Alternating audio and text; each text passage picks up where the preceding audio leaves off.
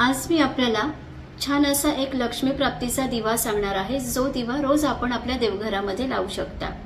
आपण रोजच देवघरामध्ये दिवा लावत असतो, त्याच दिव्यामध्ये काही असं साहित्य आहे जे तुम्हाला ऍड करायचं आहे।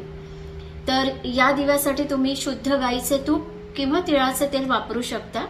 यामध्ये तुम्हाला 2 वेलची ऍड करायच्या आहेत, 1 लवंग ऍड करायचा आहे आणि चिमूटभर दालचिनीची पावडर ऍड करायची आहे।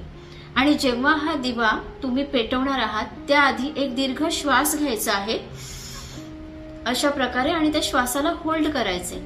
जेव्हा तुम्ही श्वासाला होल्ड कराल तेव्हा आतमधून तुम्ही मनातनं म्हणायचं आहे, माझ्याकडे सर्व बाजूनी धन वृद्धी होत आहे, असं बोलायचं आहे। आणि त्यानंतर तुम्ही तो दिवा पेटवायचा आहे आणि त्यानंतर श्वास सोडायचा आहे।